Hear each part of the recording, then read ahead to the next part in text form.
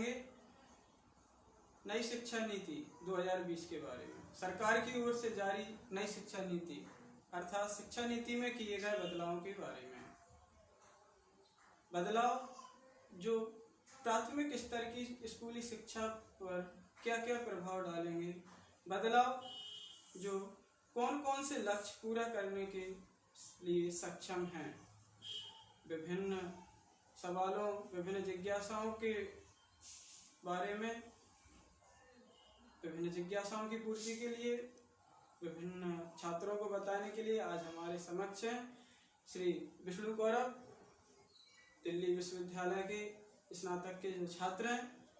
उनसे नई शिक्षा नीति के बारे में सबसे पहला प्रश्न है, सबसे पहला सवाल है, नई शिक्षा नीति की आखिर सरकार को जरूरत क्यों पड़ी?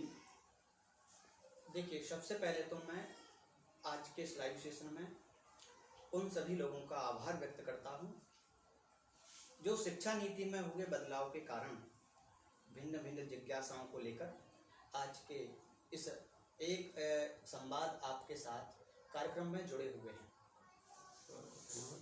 और नई शिक्षा नीति की जरूरत को लेकर यह प्रश्न हम या आपके ही मन में नहीं है, बल्कि देश के प्रत्येक जागरूक व्यक्ति के अंदर यह प्रश्न है और अभी से नहीं है। जब 2015 में यानी 2015 में भारत सरकार की तत्कालीन केंद्रीय मंत्री श्रीमती स्मृति ईरानी ने नई शिक्षा नीति पर के निर्माण की बात कही, तो तब भी लोगों के मन में वही प्रश्न था कि इस बदलाव के पीछे आखिर देश का कारण क्या है।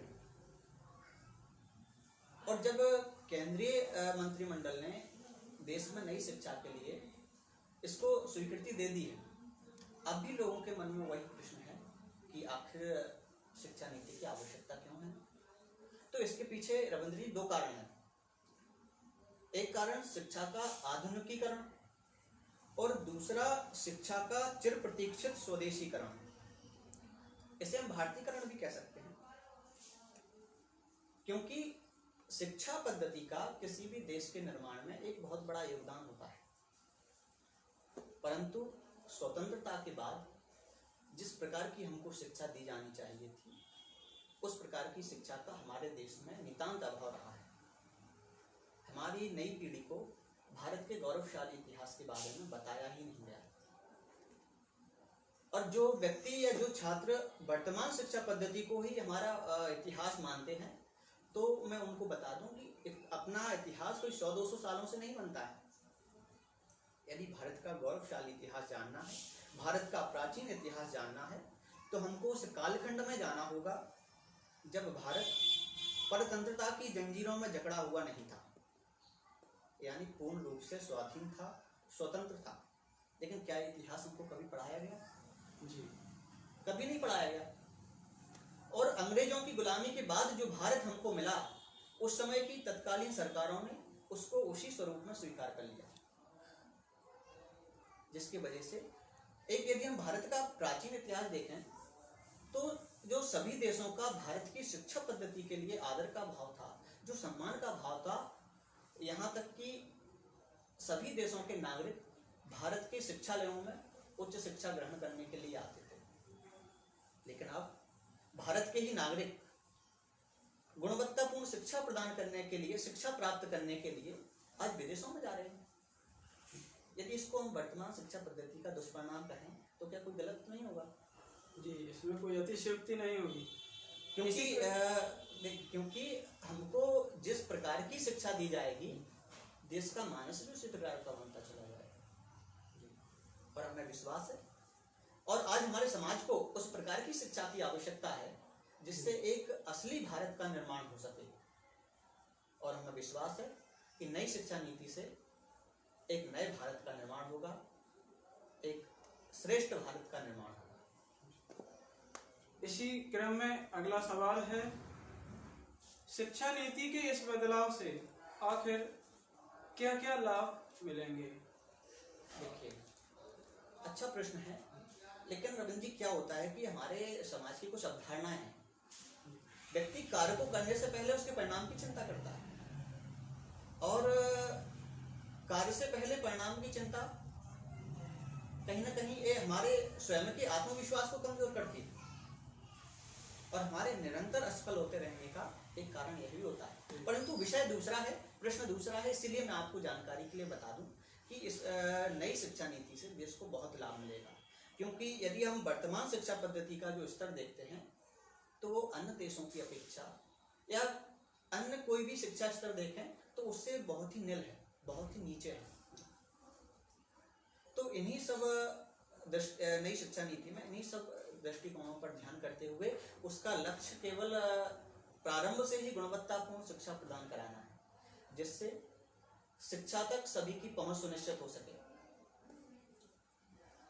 और सबसे बड़ी बात तो यह है कि हमको शिक्षा नीति के विषय में इस लाभ के लिए तो शिक्षा नीति से बहुत लाभ हुआ है, कई सारा लाभ हुआ है जो कि मैं अभी उसकी जानकारी उतनी नहीं है। इसी क्रम में अगला प्रश्न है, शिक्षा नीति के इस बदलाव में 5वीं तक मातृभाषा पढ़ाई जाएगी, इसके क्या कारण है? 5वीं तक मातृभाषा पढ़ाई जाएगी, इसके क्या कारण है? यदि मातृभाषा पढ़ाने के लिए भारत देश में कोई कारण पूछता है तो उसको मैं प्रश्न ही नहीं मानता। क्योंकि यदि हम अपनी माँ से बात करते हैं तो क्या इसके पीछे कोई कारण होगा? जब हमारी मातृभाषा है हम उसको पढ़ेंगे समझेंगे, इसके पीछे क्या कारण होगा? मैं नहीं मानता उसको। लेकिन मैं आपको बता दूं, नई शिक्षा नीति के अंतर्गत नेशनल एजुकेशन पॉलिसी NEP 2020 में जब सदन में पारित हुई तो उसमें एक निर्णय लिया गया था कि 5वीं तक मातृभाषा पढ़ाई जाएगी,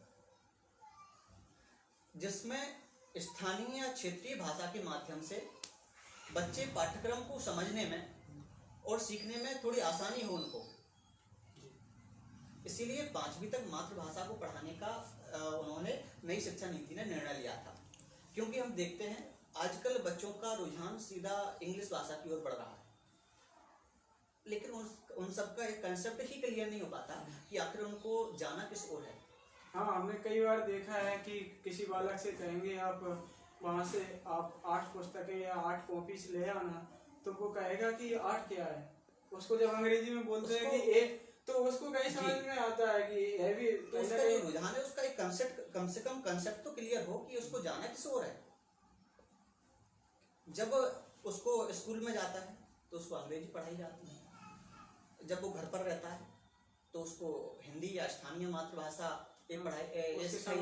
लेकिन हमको इस ओर ध्यान देना चाहिए कि वह बच्चे किस भाषा को जल्दी समझते हैं, स्कूली भाषा को समझते हैं या घरेलू भाषा जो हमारी मातृभाषा है, स्थानीय भाषा है, उसको जल्दी समझेंगे। तो हम सब देखते हैं कि बच्चे स्कूली भाषा से जल्दी हमारी जो मातृभाषा को समझते हैं, स्थानीय भाषा को समझते हैं, क्षेत्रीय भाषा को समझते हैं। तो क्यों ना उसी भाषा को स्कूलों में भी चालू कराया जाए। इस ओर छात्रों के साथ साथ शिक्षकों को भी प्रोत्साहित किया जाएगा कि 5वीं तक मातृभाषा या स्थानीय भाषा में पढ़ाई कराई जाए। और लेकिन इस बात को भी स्पष्ट करने की आवश्यकता है, मातृभाषा किसी पर थोपी नहीं जाएगी। उसमें एक विकल्प रहेगा जिसमें यदि वो चाहता है तो हिंदी और संस्कृत के साथ मातृभाषा या स्थानीय भाषा में पढ़ाई कर सकता है। जिसमें एक जब शिक्षा मंत्रालय ने अपनी गाइडलाइन निकाली उसकी नई शिक्षा नीति की, उसमें एक लाइन लिखा है कि 5वीं तक मातृभाषा त्रिभाषा फॉर्मूला के आधार पर कार्य करेगी। त्रिभाषा यानी एक भाषा रहेगी हिंदी, एक रहेगी संस्कृत, दूसरा क्षेत्रीय स्थानीय भाषा का विकल्प रहेगा। हाँ, इस प्रकार से 3 भाषा। हाँ, इसके लिए लेकिन मैं जब इस पर एक प्रश्न पूछा था जब मैं दिल्ली से आ रहा था, तो हमारे सामने वाली बर्थ पर एक काफी बुद्धिजीवी भाई साहब बैठे हुए थे। तो वो बोलते हैं कि स्थानीय और क्षेत्रीय भाषा का एक क्या महत्व है। जैसे हमारा ट्रांसफर यदि मध्य प्रदेश से अदर स्टेट होता है, आंध्र प्रदेश होता है, अरुणाचल होता है, तो क्या हमारे बच्चे को वहाँ की स्थानीय भाषा सीखने में कोई टाइम लगेगा? तो क्या वो डिस्टर्ब नहीं होगा? तो हमने उनको समझाया कि उसकी गाइडलाइन पढ़ो आप, उसमें त्रिभाषा का जो फॉर्मूला है उसमें हिंदी और संस्कृत भाषा जो हमारे पाठ्यक्रम में अनिवार्य रहेगी उसमें हम पढ़ाई कर सकते हैं। एक तो केवल एक विकल्प है, दूसरा जिसको आप तीसरा विकल्प है जिसको हम सीख सकते हैं यदि हमारी इच्छा है तो, और नहीं भी है तो भी कोई नहीं, आप हिंदी और संस्कृत में पढ़ाई कर सकते हैं। तो इस ओर हमको ध्यान देना चाहिए कि एक अंग्रेजी भाषा से ज़्यादा हमारी मातृभाषा को पढ़ना है हमको, और इसी ओर हमको ध्यान देना है। इसी दृष्टिकोणों पर ध्यान करते हुए शिक्षा मंत्रालय ने एक 5वीं तक मातृभाषा पढ़ाने का निर्णय लिया है। जी। इसी क्रम में अगला सवाल है, क्या इस शिक्षा नीति में बोर्ड परीक्षा होनी चाहिए या नहीं, या होंगी या नहीं? जी, ये प्रश्न देश के अधिकांश बच्चों के अंदर चल रहा है, और कहीं ना कहीं ये प्रश्न के पीछे यदि देखा जाए तो बच्चों को के ऊपर जो बोर्ड परीक्षाओं को लेकर दबाव पड़ता है वो प्रदर्शित करता है। क्योंकि बोर्ड के हम अधिकतर देखते हैं तो बोर्ड के बच्चों के ऊपर एक वो दबाव रहता है, कैसा बोर्ड, कैसे पेपर होंगे, कैसा क्या होगा बोर्ड में जी।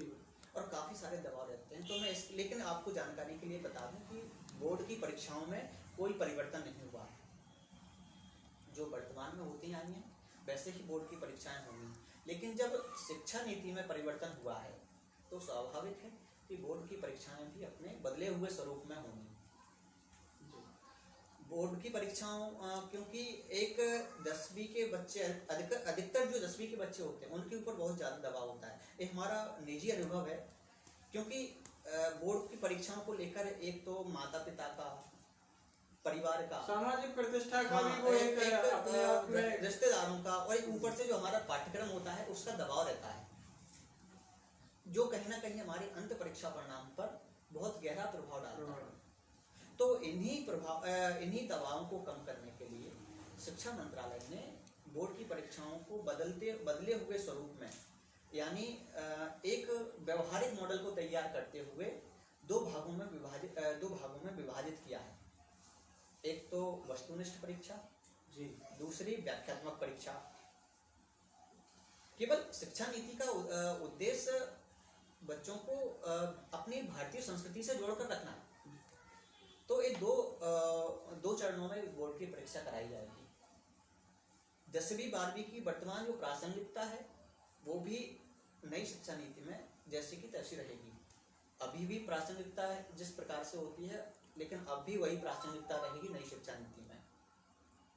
तो नई शिक्षा नीति का ये बदलाव है बोर्ड की परीक्षाओं को लेकर, और बोर्ड की परीक्षाएं होंगी, इस बात को हमको क्लियर करना चाहिए। इसमें कोई हमको संदेह नहीं है बोर्ड की परीक्षाएं होंगी या नहीं होंगी। वही जो हमारा 10वीं बोर्ड होती थी वही इसमें नई शिक्षा नीति में रहेगी, जो 12वीं बोर्ड होती थी वही नई शिक्षा नीति में बोर्ड रहेगी।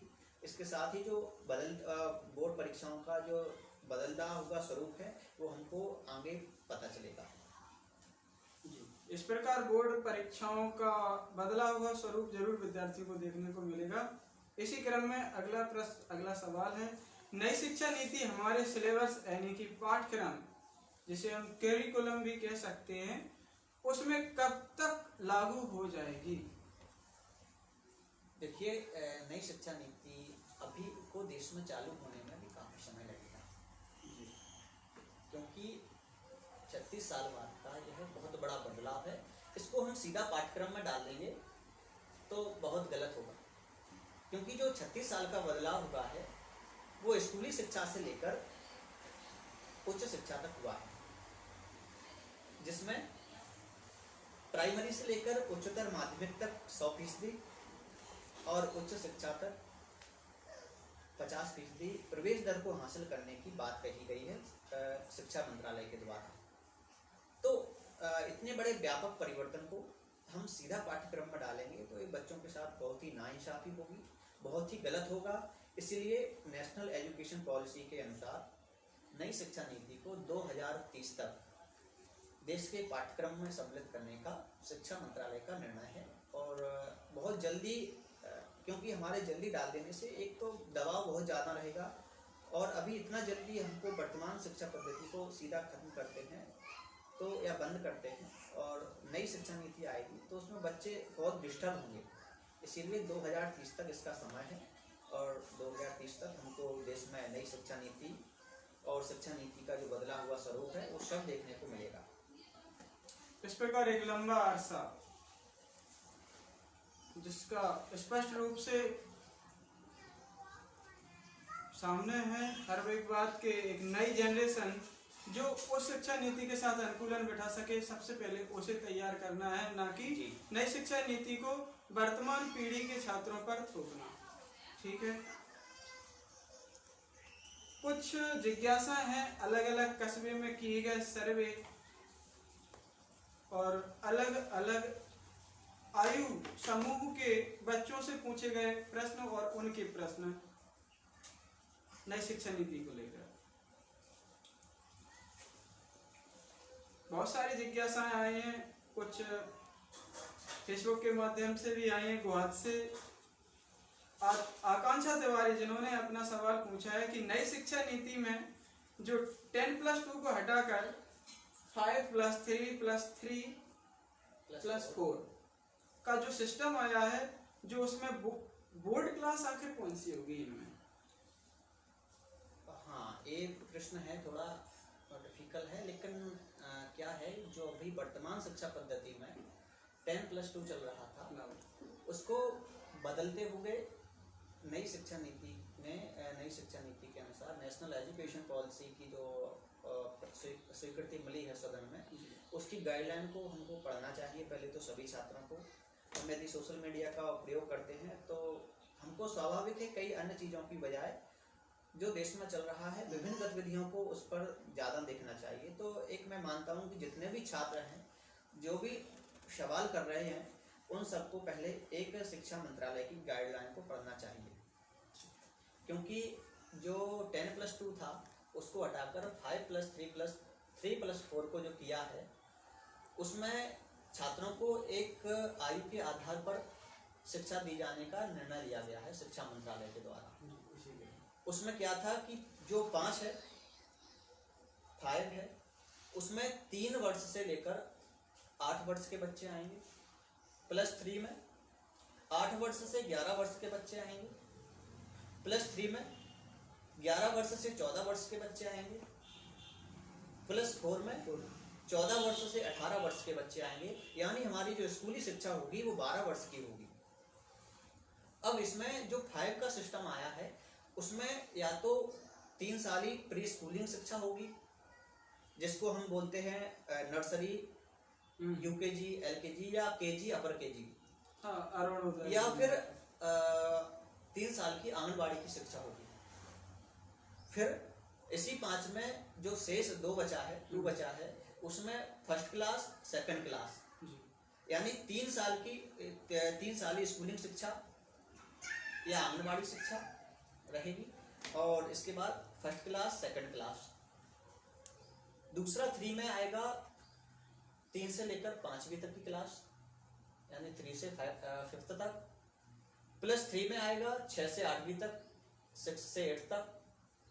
और प्लस जो 4 बचा हुआ है, 4 बचा हुआ है, इसमें आएगा 9th से लेकर 12th तक, यानी 9वीं से लेकर 12वीं तक के बच्चे आएंगे। तो इसमें इसको हटाकर बताया हो गया है, क्योंकि एक जो 3 साल की स्कूलिंग शिक्षा रहती थी, और हमें एक आंगनबाड़ी का जो ऑफिशियल कोई वो नहीं होता था। यदि बच्चे ने आंगनबाड़ी में 3 साल पढ़ लिया है, या 2 साल पढ़ लिया है, या 1 साल पढ़ लिया है, तो यदि वो स्कूल में एडमिशन लेने जाता है तो उसको वही नर्सरी से चालू करना होता था। एक ऑफिशियल आंगनबाड़ी को नहीं माना जाता था, उसको एक प्राथमिकता नहीं दी जाती थी कि यदि उसने आंगनबाड़ी में पढ़ा हुआ है तो वो उसको आगे की क्लास में एडमिशन मिले। लेकिन अब जो आंगनबाड़ी या 3 साली स्कूलिंग शिक्षा है, नई शिक्षा नीति में आई है, उससे बच्चों को या तो आंगनबाड़ी में पढ़ना होगा।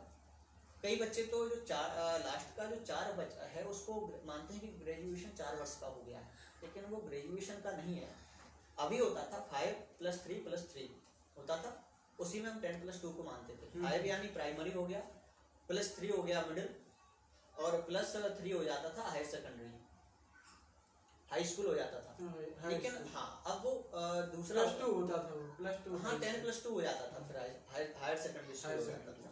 लेकिन अब ये दूसरा है, उसमें अब वो जोड़ लिया है उन्होंने आंगनबाड़ी शिक्षा और 3 साली स्कूलिंग शिक्षा, इसमें नर्सरी, केजी, अपर केजी। जी हाँ, निश्चित रूप से आकांक्षा तिवारी की जो जिज्ञासा है, हाँ मैं समझ पा रहा हूँ, आप ठीक प्रकार से समझ पाई होंगी, और जो भी जिज्ञासा है। लेकिन ये निश्चित है कि 5+3+3+4 का यही सिस्टम है। उसमें 3 साल जो शुरुआत में जोड़ा गया है, उसको नर्सरी या प्री स्कूलिंग शिक्षा ऐसे हम बोल सकते हैं। आंगनबाड़ी की शिक्षा भी उसमें सम्मिलित है।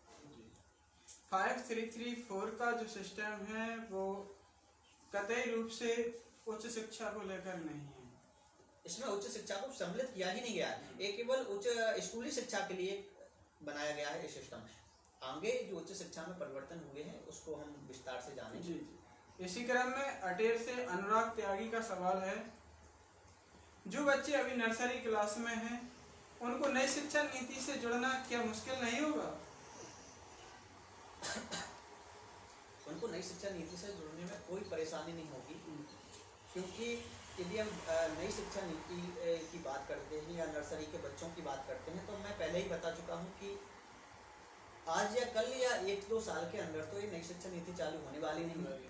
2030 तक इसका केंद्र सरकार का ये निर्णय है कि 2030 तक, जब तक इसको प्राइमरी से लेकर हायर सेकेंडरी यानी उच्चतर माध्यमिक तक 100% प्रवेश दर और उच्च शिक्षा में 50% प्रवेश दर नहीं होगी, तब तक इसको चालू करने का कोई निर्णय ही नहीं है। फिलहाल नर्सरी के बच्चों के लिए कोई ऐसी परेशानी नहीं है, लेकिन जब नई शिक्षा नीति आएगी तो नर्सरी के बच्चों के लिए बहुत इसमें काफ़ी सारा लाभ है, क्योंकि जो हमारा 36 साल से छूटा हुआ पाठ्यक्रम था बच्चों को, वो एक इसमें फिर से जोड़ा जाएगा। जैसे कि पंचतंत्र की कहानियाँ, दादा दादी नाना नानी के किस्से कहानियाँ, वो सब चीज़ें जिनके माध्यम से बच्चे किताबी ज्ञान की बजाय खेल खेल में उनको वो सब ज्ञान आ जाता था, जिसमें बड़ों का आदर करना, छोटों से प्रेम करना, पर्यावरण को बचाना, जल संरक्षण, ऐसे सभी माध्यमों को उसमें जोड़ा गया था। और यही नर्सरी के बाद जो पाठ्यक्रम जो हमारा चला था नर्सरी में और केजी अपर केजी में, उसी पाठ्यक्रम को 3 से लेकर 8वीं तक विस्तार से समझाया जाएगा। उसमें भी कोई परिवर्तन नहीं होगा। जो हमको यहाँ संक्षिप्त में समझाया जाएगा, नर्सरी में खेल खेल के माध्यम से समझाया जाएगा, वही 3 से लेकर 8वीं तक विस्तार से समझाया जाएगा। और एक बात ध्यान देने की और आवश्यकता है, मैं सभी को बताना चाहूँगा, सभी अभिभावकों से भी कहना चाहूँगा कि जो नई शिक्षा नीति में केवल शिक्षकों की या टीचरों की ही जिम्मेदारी नहीं है इसकी शिक्षा देना, हमको अभिभावकों की भी एक जिम्मेदारी है, जिसमें उनको खेल में उनको एक व्यवहारिक ज्ञान दिया जाए, जिससे उनका चेहरा समाज में एक आदर्श व्यक्ति का हो। और हम सभी अभिभावकों को इस ओर ध्यान देना चाहिए और बच्चों को किताबी ज्ञान की बजाय खेल वाले ज्ञान, खेल खेल में जो ज्ञान दिया जा सकता है उस पर ज़्यादा ध्यान देना चाहिए, क्योंकि उसी ज्ञान को बच्चे बहुत जल्दी सीखते हैं, किताबी ज्ञान को नहीं सीखेंगे। जी बिल्कुल, अटेर से अनुराग त्यागी संतुष्ट होंगे। इसी क्रम में नेहा भारद्वाज दभोई से पूछ रही हैं,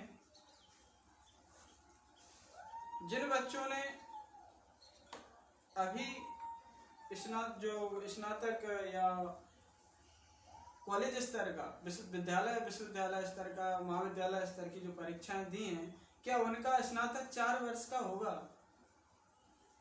नहीं, कोई अभी 4 वर्ष का नहीं, पहले स्पष्ट है वो तो 4 वर्ष का होगा ही नहीं। और 4 वर्ष का जब होगा जब आप आगे और उच्च शिक्षा प्राप्त करना चाहते हो। और मैं प्रारंभ में से ही बता रहा हूँ कि अभी दी हो या अगले वर्ष दी हो, अभी कोई शिक्षा नीति इतने जल्दी देश में लागू नहीं होने वाली है, ना ही उसका कोई पाठ्यक्रम अभी जुड़ने वाला है। अभी तो जैसा तुम्हारा चलता था 3 वर्ष का ग्रेजुएशन, 4 वर्ष का ग्रेजुएशन, वही चलेगा, कोई उसमें अभी परिवर्तन नहीं है। लेकिन जो परिवर्तन हुआ है उसको अभी हम देखेंगे। अभी इसके लिए कोई हमको चिंता करने की आवश्यकता नहीं है। 2030 तक जब तक उच्च शिक्षा के लिए 50% प्रवेश दर नहीं होगी, तब तक इसको पाठ्यक्रम इस देश में लागू होगा ही नहीं। अभी जैसा वर्तमान में चल रहा है उसी पर अभी जो भी परीक्षाएं होंगी, प्रतियोगी परीक्षाएं हों या उच्च शिक्षा स्तर की परीक्षाएं हों या स्कूली शिक्षा स्तर की परीक्षाएं हों, वो जैसे कोई परिवर्तन के अनुसार नहीं, जैसा है वैसा चलेंगी। जी बिल्कुल, इसमें उच्च शिक्षा को अभी छुआ ही नहीं है शिक्षा नीति ने।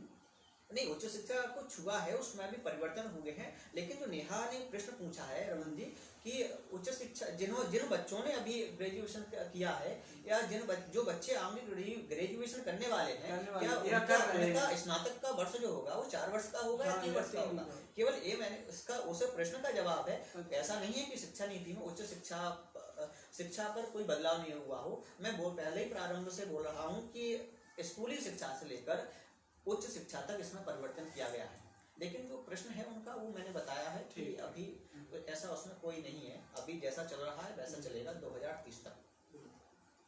इसी क्रम में लाहौर से प्रशांत अवस्थी का सवाल है, उच्च शिक्षा के लिए नई शिक्षा नीति में क्या विशेष बदलाव हुए हैं? हाँ, इस पर हम इस बात को विशेष चर्चा कर सकते हैं कि उच्च शिक्षा के लिए जो परिवर्तन हुआ है वो एक तो क्योंकि जो बच्चे ग्रेजुएशन के बाद सीधा नौकरी करना चाहते हैं, सीधा जॉब लेना चाहते हैं, उनके लिए ग्रेजुएशन केवल 3 वर्ष का है। लेकिन एक इसमें विकल्प रहेगा, यदि परीक्षार्थी या छात्र जो भी उच्च शिक्षा के लिए आगे जाना चाहते हैं तो उनके लिए ग्रेजुएशन 4 वर्ष का होगा और जो एमए होगा उनका वो 1 वर्ष का हो जाएगा। एमए के लिए जो भी 2 वर्ष होता था उसको 1 वर्ष का किया जाएगा, लेकिन केवल उन्हीं के लिए किया जाएगा जो उच्च शिक्षा के लिए में आगे जाना चाहते हैं, एमए या एमफिल पीएचडी करना चाहते हैं, सॉरी एमफिल नहीं, केवल उनके लिए ये लागू होगा। और केवल जो नौकरी के लिए करना है जिनको ग्रेजुएशन, केवल अर्हता प्राप्त करनी हाँ, है, केवल अर्हता या योग्यता के अनुसार उनको ग्रेजुएशन करना है तो उनका 3 वर्ष का रहेगा। लेकिन दिल्ली विश्वविद्यालय के कई प्रोफेसरों का जो कहना है वो था कि एमफिल को हटा दिया है, जो पीएचडी से पहले 2 वर्ष का एमफिल होता था उसको हटा दिया है, क्योंकि जो एमफिल होता था उसको उसी के पाठ्यक्रम को कहीं ना कहीं हम पीएचडी में भी पढ़ लेते थे और जो शेष रहता है उसको नई शिक्षा नीति के अंतर्गत पीएचडी में ही ऐड कर दिया है। तो क्यों हम 2 वर्ष अपने समय को नष्ट करें, 2 वर्ष जिसमें पैसा भी हमारा नष्ट होता है, तो हम 2 वर्ष क्यों इतना मेहनत करें, सीधा हम प्रतियोगी परीक्षाएं देने के बाद सीधा हम पीएचडी में एडमिशन लेते हैं ना, और पीएचडी में एडमिशन ले सकते हैं। इसलिए एमफिल को हटाकर एमए के बाद जो सीधा हम परीक्षाएं देकर पीएचडी में एडमिशन ले सकते हैं, जिससे हमारे समय की भी बचत होगी, धन की भी बचत होगी और उस प्रकार से शिक्षा नीति में बदलाव हुआ है। ठीक है। इसी क्रम में दबोई से एक और सवाल आया है विकास गुप्ता का। प्रधानमंत्री जी ने कहा था कि नई शिक्षा नीति के अंतर्गत 2030 तक देश के प्रत्येक जिले में उच्च शिक्षण संस्थान और नेशनल रिसर्च फाउंडेशन स्थापित करेंगे। इस ओर भारत सरकार का क्या प्रावधान है? कई सारे बच्चों के साथ एक परेशानी होती है कि बच्चे वो 12th तक तो पढ़ाई कर लेते हैं, लेकिन उच्च शिक्षा के लिए उनको कहीं बाहर जाने की आवश्यकता होती है, जो घर से दूर जाना पड़ता है उनको। लेकिन हर किसी की आर्थिक क्षमता उस प्रकार की नहीं होती है कि वो अपने घर से दूर या अन्य क्षेत्र में रहकर अपना अध्यापन का कार्य कर सके। काफ़ी सारी चुनौतियां होती हैं बच्चों के सामने, परिवार की भी होती हैं, आर्थिक भी होती हैं, तो उन सबसे जूझते हुए भी, अपने कैरियर की ओर ध्यान देते हुए भी, इन सभी चुनौतियों का सामना करते करते हमको ग्रेजुएशन के लिए या अन्य उच्च शिक्षा की पढ़ाई के लिए बाहर जाना होता है, तो बहुत परेशानी होती है। इसी परेशानियों को दूर करने के लिए शिक्षा मंत्रालय ने इसको जो अपने गाइडलाइन में बताया है कि 2030 तक प्रत्येक जिले में उच्च शिक्षण संस्थान स्थापित किए जाएंगे। और ऐसा नहीं है कि उच्च शिक्षण संस्थान केवल स्थापित किए जाएंगे एमए या बीए या कोई कुछ सब्जेक्ट के लिए किए जाएंगे, इसमें तो सभी विषयों की पढ़ाई हो सके, इस प्रकार के तकनीकी भी पढ़ाई हो, सभी प्रकार की से उसमें सभी सुविधाएं छात्रों को मिल सके जो वो कहीं दूर जाकर लेते हैं, अन्य जगह अन्य राज्यों में जाकर लेते हैं। हाँ, इसके लिए तो देश विदेशों तक जाते हैं, मैं बोल रहा हूँ, लाखों डॉलर खर्च करते हैं। लेकिन हर किसी की क्षमता के अनुसार एक कार्य हो सकता है क्या? नहीं हो सकता। तो इसी सबको दूर करने के लिए हर जिले में उच्च शिक्षा संस्थान खोलने का शिक्षा मंत्रालय ने निर्णय लिया है। और अब बात आती है नेशनल रिसर्च फाउंडेशन। तो एक फाउंडेशन स्तर जिसको अभी जो सिस्टम चला है 5+3+3+4 का, उसमें जो 5 है वो फाउंडेशन स्तर बोलते हैं। उसमें 3 साल स्कूलिंग शिक्षा और फर्स्ट क्लास और सेकंड क्लास, जिसमें 3 वर्ष से 8 वर्ष के आयु के बच्चे पढ़ाई करेंगे। फाउंडेशन रिसर्च फाउंडेशन का वो नेशनल रिसर्च फाउंडेशन का एक वो उनका वो योजना में ये था कि जिससे शोधार्थियों का इसके प्रति रुचि बढ़े, एक जिससे नई नई रिसर्च हमारे देश के सामने आए। इसमें 3 स्तर हैं फाउंडेशन के तहत। एक तो प्रीपेटरी स्तर जिसमें 5 के बाद जो 3 को ऐड किया गया है। इसमें रहेंगे 3 से लेकर 5वीं तक के बच्चे जो कि उम्र 8 से 11 वर्ष होगी, ये पढ़ाई करेंगे। और दूसरा मिडिल स्तर जिसमें बच्चे 6 से लेकर 8वीं तक की पढ़ाई करेंगे, जिनकी उम्र होगी 11 से 14 वर्ष। दूसरा आता है सेकेंडरी स्तर जिसमें बच्चे 9th से लेकर 12th तक की पढ़ाई करेंगे सभी सब्जेक्ट के। और ऐसा नहीं है कि वो एक अभी होता है हमारे यहाँ कि कॉमर्स ले लिया तो आर्ट्स नहीं ले सकते, केवल साइंस के सब्जेक्ट ही ले सकते हैं। लेकिन इसमें अब बदलाव करते हुए किया है कि कॉमर्स के साथ साथ हम आर्ट्स ले सकते हैं। हाँ, जिस प्रकार हमें भी हाँ, जब स्कूली स्तर पर पढ़ा करते थे तो जीव विज्ञान के साथ में इच्छा होती थी कि हम भी इतिहास पढ़ें, लेकिन ऐसा विकल्प हमारे लिए साइंस वालों को आर्ट्स लेने का कोई वो नहीं था। केवल साइंस वाले जो छात्र होते थे उनको केवल मैथमेटिक्स लिया जाता था उनके लिए। तो अब इस चुनौती को भी दूर करते हुए शिक्षा मंत्रालय ने कहा है कि हम आर्ट्स के साथ साथ कॉमर्स की भी पढ़ाई कर सकते हैं, साइंस के साथ साथ कॉमर्स की भी पढ़ाई कर सकते हैं, या ये सब हम इस सब की पढ़ाई कर सकते हैं। तो ये सब नेशनल रिसर्च फाउंडेशन के तहत आ जाएगा। और जैसा कि पहले ही मैं बता चुका हूँ, जो सेकेंडरी स्तर रहेगा उसमें 10th और 12th का जो बोर्ड परीक्षाएं होंगी अपने बदले हुए स्वरूप में होंगी। एक व्यवहारिक मॉडल के आधार पर होंगी 2 भागों में, एक व्याख्यात्मक परीक्षा और वस्तुनिष्ठ परीक्षा, जिसको इस नेशनल रिसर्च फाउंडेशन के तहत कराया जाएगा। और जिससे काफ़ी दबाव भी कम होगा बच्चों के ऊपर और काफ़ी कारगर सिद्ध भी होगी जो हमारे देश के लिए। एक जिससे देश का जो शिक्षा स्तर है, शिक्षा की गुणवत्ता है, उसमें भी बहुत काफ़ी सुधार आएगा। जी बिल्कुल। इसी क्रम में अगला सवाल महंगाओं से कक्षा 10वीं की सृष्टि गुप्ता पूछ रहे हैं, क्या इस शिक्षा नीति के बदलाव से 10वीं और 12वीं की बोर्ड परीक्षाओं में आसानी होगी? हाँ, बोर्ड की परीक्षाओं में आसानी होगी, क्योंकि तो वही प्रश्न हो गया जो मैं अभी पहले बता चुका हूँ कि इसमें जो व्यवहारिक मॉडल तैयार किया जाएगा और 2 भागों में जो बोर्ड की परीक्षाएं भी होती थी दबावपूर्ण होती थी। तो एक बात मैंने प्रारंभ में ये एक बात बताया है कि जो बच्चे स्कूलिंग शिक्षा में 3 साल वाली में या आंगनबाड़ी की शिक्षा में जो पढ़ाई करेंगे, उसी पाठ्यक्रम को, जो पंचतंत्र की कहानी हो गई या जो खेल खेल में जो हम बच्चों को शिक्षा दी जाएगी, वही पाठ्यक्रम 3 से लेकर 8वीं तक रहेगा, जिसको विस्तार से समझाया जाएगा। तो एक वही पाठ्यक्रम जो शुरुआत से हमारा चलेगा, तो कहीं ना कहीं सरलता होगी हमारे बोर्ड की परीक्षाओं में। जो बोर्ड की परीक्षाएं आसानी होंगी, एक व्यवहारिक मॉडल होगा, 2 परीक्षाएं कराई जाएंगी, वस्तुनिष्ठ परीक्षा और व्याख्यात्मक परीक्षा।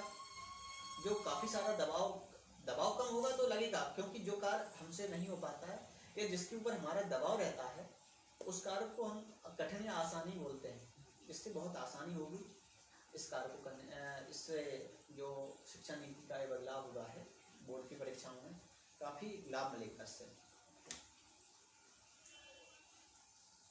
सृष्टि गुप्ता को अपनी जिज्ञासा, अपने प्रश्न का जो जवाब है मिल गया होगा निश्चित तौर पर। इसी क्रम में अभिषेक गौरव आलमपुर से सवाल है, शिक्षा नीति में ऑनलाइन एजुकेशन पर जोर है जो दिया जाएगा या नहीं? बिल्कुल, ये तो हम अभी से, यदि इसको तो सीधा इसके लिए कोई उदाहरण की भी आवश्यकता नहीं है। यदि हम कोविड-19 को देखें तो लॉकडाउन के बाद जो कई उच्च शिक्षा संस्थान हो या स्कूली शिक्षा संस्थान हो, अभी वहाँ डिजिटल के माध्यम से ही शिक्षा दी जा रही है। ऑनलाइन एजुकेशन जो सही शिक्षा दी जा रही है, जो काफ़ी कारगर सिद्ध हुई है और काफ़ी महत्वपूर्ण और एक श्रेष्ठ शिक्षा मानी जा रही है कि ऑनलाइन से, जिससे बच्चों के डिजिटल के प्रति ज़्यादा पहुँच होगी। लेकिन अभी भी कई जो यदि थोड़ा मिडिल कस्बे से आते हैं या कई गांव से आते हैं, उनकी पहुंच अभी ऑनलाइन एजुकेशन तक नहीं पहुंच पाई है। लेकिन नई शिक्षा नीति में इस खाई को पाटने के लिए शिक्षा मंत्रालय ने एक विशेष निर्णय लेते हुए कहा है कि इसमें उच्च शिक्षा संस्थान में ऑनलाइन एजुकेशन पर जोर दिया जाएगा। इसमें ऐसा नहीं है कि छात्रों को ही इसकी ओर प्रोत्साहित किया जाएगा, इनको शिक्षकों को भी इसमें प्रशिक्षण दिया जाएगा, क्योंकि जरूरी नहीं है कि जो छात्र कक्षाओं में ऑफलाइन पढ़ा रहा है वो ऑनलाइन एजुकेशन में योग्य होगा। तो हमको नई शिक्षा नीति के अंतर्गत जो ऑनलाइन एजुकेशन में शिक्षकों को के भी प्रोत्साहन वो प्रशिक्षण की आवश्यकता होगी। जिस प्रकार कोविड-19 में ऑनलाइन एजुकेशन में कारगर काफी पत्थर साबित हुआ है। जो हम देखते हैं देश में घर बैठे ही हम अपनी पढ़ाई कर रहे हैं, हमारी अटेंडेंस भी ली जा रही है। बल्कि मैं अपने देखता हूँ दिल्ली विश्वविद्यालय का, तो घर से ही काफी जो ऐप चलाए जा रहे हैं भारत सरकार के, जियो मीट काफी सारे हैं, गूगल मीट वगैरह, तो इनके माध्यम से हम सीधा घर बैठकर ही अपनी क्लास अटेंड कर पाते हैं। और कई जगह तो जो सेकेंड ईयर और थर्ड ईयर के बच्चे थे और जिनको जनरल प्रमोशन नहीं मिल पाया, उन्होंने घर बैठकर ही परीक्षा दी है ऑनलाइन के माध्यम से। तो ये कहीं ना कहीं हमारे डिजिटल होने में, डिजिटल इंडिया के होने में, या हमारी ऑनलाइन एजुकेशन पर ज़्यादा जोर देने से एक अच्छे भारत का निर्माण होगा, एक नए भारत का निर्माण होगा जो बिल्कुल पूर्ण डिजिटल होगा। कोविड-19 जैसी महामारी भगवान ना करे कभी आए, लेकिन वक्त का पता नहीं कब क्या हो जाए। कई बार आपातकाल लगा देश में। आपातकाल की स्थिति कई परिस्थितियों में बन सकती है। युद्ध की स्तर, जब दो देशों के बीच युद्ध होता है, या कोई महामारी या कोई राष्ट्रीय घटना जो आपातकाल के लिए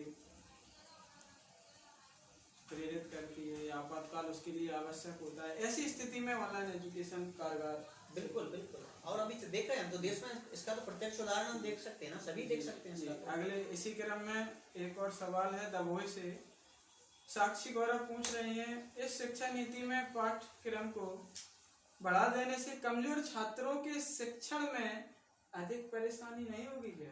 बिल्कुल नहीं होगी, क्योंकि मैंने बताया है कि जो नई शिक्षा नीति आएगी वो तो पहले बच्चों का दबाव तो कम होगा इससे, क्योंकि एक जो मैंने पिछले किसी ने क्वेश्चन किया था उसमें मैंने बताया है कि खेल खेल में शिक्षा ज़्यादा दी जाएगी बच्चों को। खेल खेल के माध्यम से वो कितना समझ पाते हैं। कई विषय होते हैं पंच या कहानियों के माध्यम से, पंचतंत्र की कहानियाँ या कई ऐसे किस्से दादा दादी नाना नानी की, जिससे बच्चों को जो सीख दी जाती है वो एक किताबी ज्ञान से बजाय एक खेल खेल की अपेक्षा या ऐसे कहानियों की के द्वारा हम देते हैं, तो बच्चों को कोई मैं नहीं समझता हूँ कि कोई परेशानी होगी, जिससे बल्कि लाभ ही मिलेगा। बच्चों जो कमजोर बच्चे हैं उनके लिए तो बहुत लाभ ही है। बहुत सरल पाठ्यक्रम होगा, समझने लायक होगा।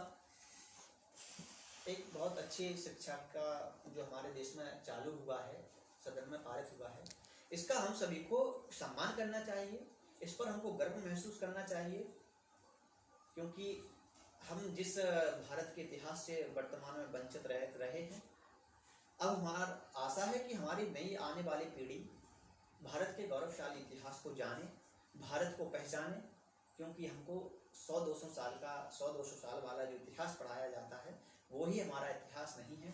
हमारा प्राचीन काल का वो इतिहास है जिसको कभी हमको पढ़ाया ही नहीं गया, जिसको हमको नई शिक्षा नीति के माध्यम से पढ़ने में बहुत लाभ मिलेगा, और जो कि जिसका हम सभी सम्मान करते हैं, गर्व अनुभव करते हैं। नमस्कार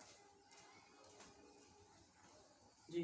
इसी क्रम में अभी विष्णु जी को रोकना चाहेंगे, हमें थोड़ा खेद है इस बात का, थोड़ा और रोकेंगे विष्णु जी को। इसी क्रम में सोशल मीडिया या कहें इलेक्ट्रॉनिक मीडिया से ग्रामीण क्षेत्र से भी कुछ प्रश्न आए हैं। उनमें से एक प्रश्न है ऋषभ रजक उड़ी, जो अभी 6 वर्ष के ही हैं और इंग्लिश मीडियम के छात्र हैं, आलमपुर में अध्ययन करते हैं, ग्रामीण परिवेश में भी रहते हैं। उनका सवाल है कि जब कोई हमसे सवाल कोई बात पूछता है, घर में आते हैं तो हिंदी में बात होती है, स्कूल में जाते हैं अंग्रेजी में, तो जब कोई हमसे कुछ चीज़ मंगाने के बारे में बात करता है, कुछ भी बात करता है, तो समझने में थोड़ी मुश्किलात आती है।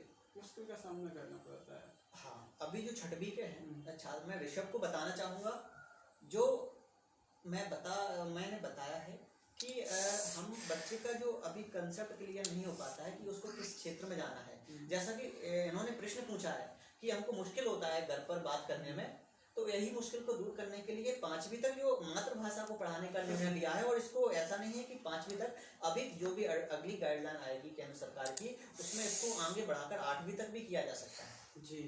तो इन सभी चर्चा को 8वीं तक किया जा सकता है। और 5वीं तक मातृभाषा पढ़ाने का केवल यही उद्देश्य है कि उसको जो भाषा घर पर पढ़ाई जा रही है, जिस स्थानीय क्षेत्रीय भाषा में उसको घर पर वो सीखते हैं जिस बात को, उसी को क्यों ना स्कूल में चालू किया जाए, जिससे उसका एक सीधा कंसेप्ट ही क्लियर रहे कि हमको एक ही क्षेत्र में पढ़ना है, या तो हिंदी पढ़ना है या इंग्लिश पढ़ना है। और मातृभाषा तो हमारी हिंदी है, उसको ही पढ़ना है, इंग्लिश क्या पढ़ना है। और जिससे स्थानीय और क्षेत्रीय भाषा में काफ़ी लाभ मिलेगा। मैं ऋषभ को बताना चाहूँगा कि इन्हीं परेशानियों को दूर करने के लिए हमको आगे एक नई शिक्षा नीति में जो मातृभाषा पढ़ने का 5वीं तक निर्णय है, वो आगे बढ़ाकर 8वीं तक किया जाएगा, या इससे और आगे किया जाएगा, जिससे हमको या आपको सभी छात्रों को इस प्रकार की परेशानियों का सामना आगे नहीं करना पड़ेगा। बहुत बहुत नमस्कार, समय हो गया है। जी हाँ, समय को ध्यान में रखते हुए नई शिक्षा नीति में उपजे सवालों का जवाब और विद्यार्थियों के जिज्ञासा का समाधान करने के लिए विष्णु जी का बहुत बहुत धन्यवाद। लाल बटन तो है ही नहीं है, लाल बटन है ही नहीं, इसमें तो कुछ है ही नहीं। चलो नहीं